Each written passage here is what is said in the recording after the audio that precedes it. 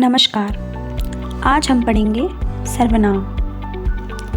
सर्वनाम किसे कहते हैं? सर्वनाम ऐसे शब्दों को कहते हैं जिनका प्रयोग संज्ञा के स्थान पर होता है। जैसे संज्ञा का अर्थ हुआ नाम, सर्व का अर्थ हुआ सब, अतः सर्वनाम का अर्थ हुआ सबका नाम।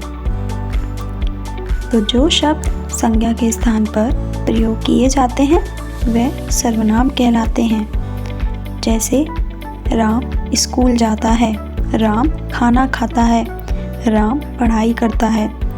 तो राम के स्थान पर यदि अगर हम बोलें राम स्कूल जाता है, वह खाना खा रहा है, वह पढ़ता है, तो जो वह शब्द है वो सर्वनाम कहलाते हैं। तो जो शब्द संज्ञा के स्थान पर प्रयुक्त होते हैं वह सर्वनाम कहलाते हैं। आगे हम पढ़ेंगे सर्वनाम के भेद। सर्वनाम के 6 भेद होते हैं। पुरुषवाचक सर्वनाम, निश्चयवाचक सर्वनाम, अनिश्चयवाचक सर्वनाम, संबंधवाचक सर्वनाम, प्रश्नवाचक सर्वनाम और निजवाचक सर्वनाम। अब हम पढ़ेंगे पुरुषवाचक सर्वनाम। जो सर्वनाम वक्ता, बोलने वाले, श्रोता, सुनने वाले तथा किसी अन्य के लिए प्रयुक्त होता है उसे पुरुषवाचक सर्वनाम कहते हैं। जैसे मैं, तू, वह आदि। पुरुषवाचक सर्वनाम के भी 3 भेद होते हैं। पहला उत्तम पुरुष, दूसरा मध्यम पुरुष तथा अन्य पुरुष। तो उत्तम पुरुष वक्ता, मध्यम पुरुष श्रोता और अन्य पुरुष अन्य। जैसे एक उदाहरण लेते हैं, मैंने तुमसे कहा था कि वह कल आएगा। तो मैंने क्या हुआ? वक्ता। तुमसे कौन हुआ? श्रोता। और वह कौन हुआ? अन्य। तो ये मिलकर हमारे कहलाते हैं पुरुषवाचक सर्वनाम।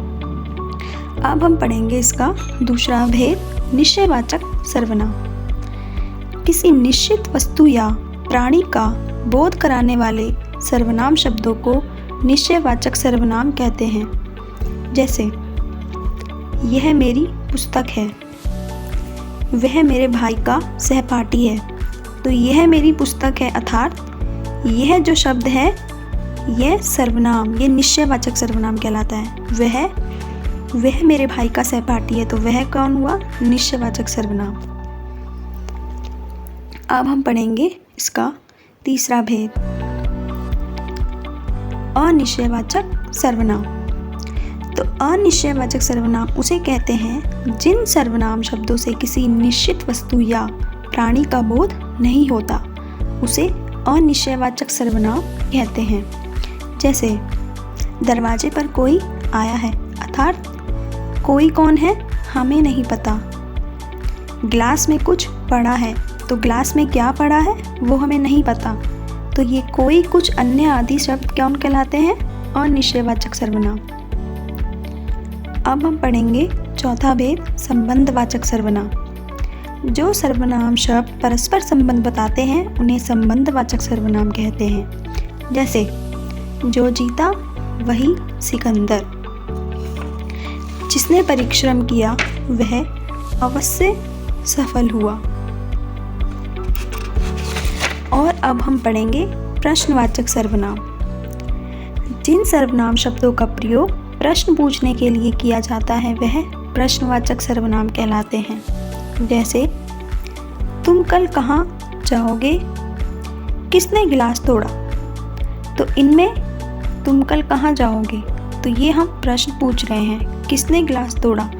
तो तुम, किसने, क्या, कौन, कब, ये सब हमारे प्रश्नवाचक सर्वनाम कहलाते हैं।